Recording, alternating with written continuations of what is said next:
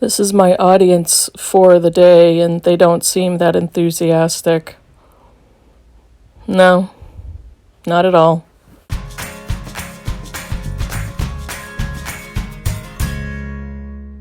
Hey BookTube, it's Kim at Middle of the Book March. Merry Christmas for anybody who is celebrating Christmas.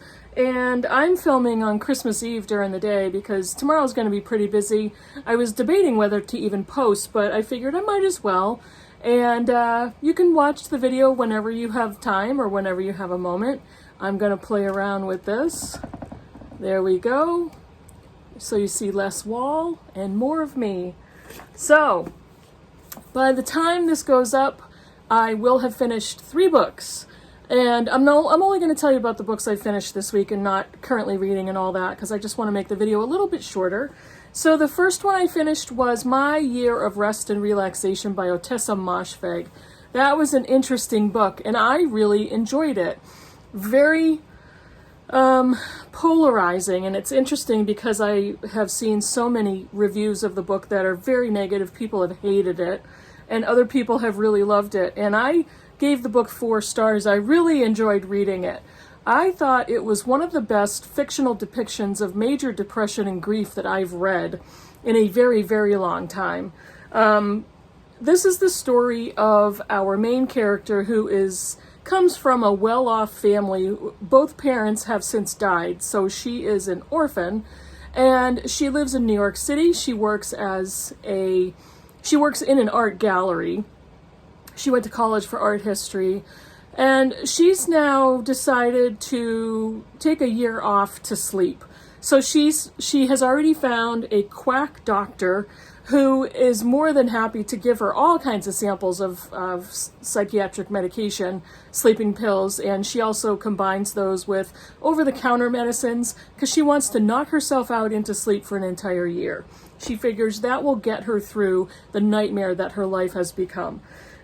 She has a very good friend named Riva who she very much just kind of emotionally abuses and ignores, doesn't treat well at all. And I think that's a lot of the problems that people have had with the book, but she's not doing that because she's a horrible person. She's doing it, and I don't want to sound like I'm justifying the behavior, I'm not. But she is such a messed up individual, and she is so consumed with her depression and her grief that she hasn't yet pinpointed. She's not really noticed what is behind the way she's feeling. And she's kind of repressed a lot of her feelings. She comes from a set of parents with a mother who didn't really love her and a father who was extremely passive and ineffective. So she doesn't have a good foundation of a family to kind of draw back on. And she survives on coffee, cigarettes, and pills, junk food. She only goes out to go to the local bodega in her New York City neighborhood where she buys, coffees. It's a really kind of seedy, gross kind of story. She just checks out. She sleeps at work. She hides in a closet and sleeps at work, eventually gets fired. She doesn't have anything else in her life. She has a few people that she is in contact with. Her friend is just as dysfunctional as she is in some different ways, but she finally somehow manages to get through her year. Now, the title is deceiving because it's not rest and relaxation. She is knocked out. She wants to knock herself out. She endures blackouts. So it's a very interesting analysis of a very deep major depression. It's also an analysis of a highly dysfunctional family and childhood that she has yet to cope with in a practical, healthy way. So a really interesting story. I really enjoyed reading the book. I pretty much knew I would in the very beginning. I like the writing style. I like the idea for the story. So that was a success for me. The second one was not. I was really let down by this book. This is Lauren Groff's Matrix. And I read this with Britta Bowler. This was my last buddy read of the year. And we both, I think, pretty much agreed on how we like this book. I was disappointed by this. This book is in 3 parts, 1, 2, and 3. And parts 1 and 2 are very brief, and I was kind of bored as I was reading the story.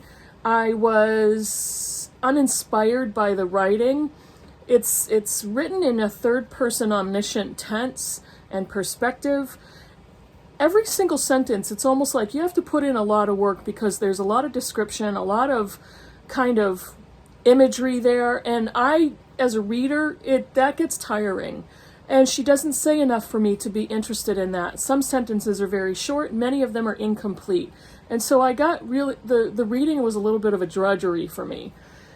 This is a book about Marie of France, back in the 1100s, and there's very little historical documentation of Marie. She was a French poet. It's conjectured that she was a nun and became an abbess, the leader of an abbey in the countryside in England. She was contemporaries of Queen Eleanor of Aquitaine. However, the entire book is kind of a made-up account of what her life could have been like. And I don't think Groff does it very successfully. I read an article about the book, and I watched a little bit of some interviews with her on YouTube. And she tries to do too much. She tries to put too much into the book, too much symbolism, too many themes, and it's a very short book. That didn't work for me. Much of the book is about female power and a female utopia, and what the main character Marie does to achieve that. There is the title is very much explained in the book, but I think it's a very poor choice of a title, because when you see the word Matrix, what is your first impression are the Keanu Reeves movies. Okay, fine.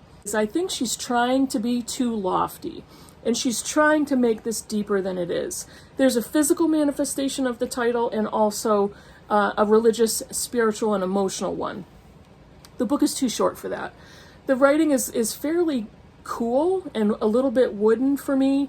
There's not really a plot. There's a lot of characterization, and time does go on and go by, and there's the beginning of a character and the end of a character.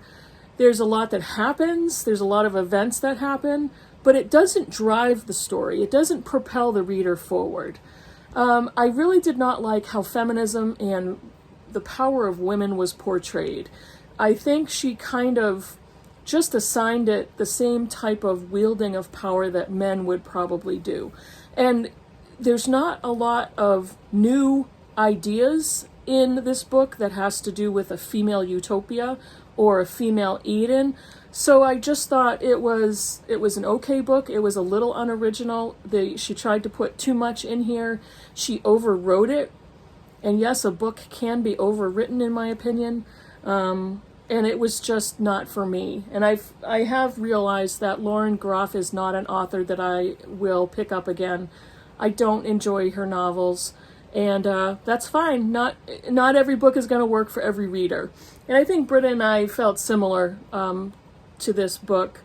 I don't think the writing bothered her as much as it bothered me. And we got to the same conclusion for somewhat varied reasons. But this was not a success, and I hate to say that because this is a brand new release. It was a shortlist on the National Book Award, but it wasn't for me. It didn't work. The last one I finished is Taste, My Life with Food, I think is With Food or In Food by Stanley Tucci on audio. This is such a joy to listen to. He comes from an Italian-American family. His mother always was home, and she cooked.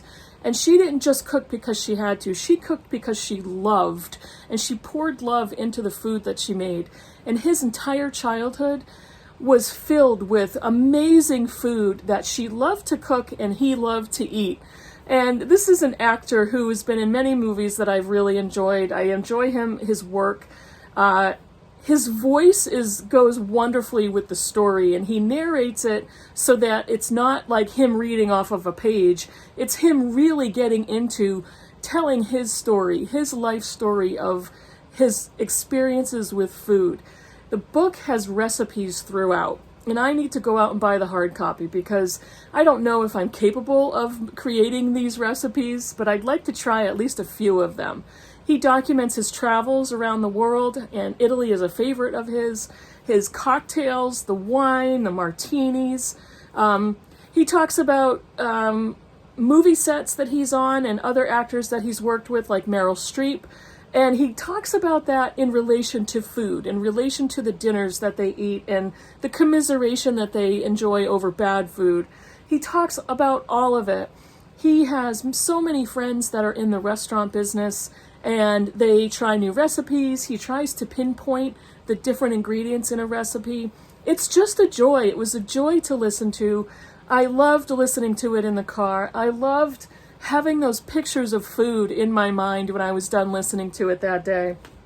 And I definitely, if you get your hands on it in audio, it's just wonderful. It was just such a joyful thing to listen to, especially at this time of year.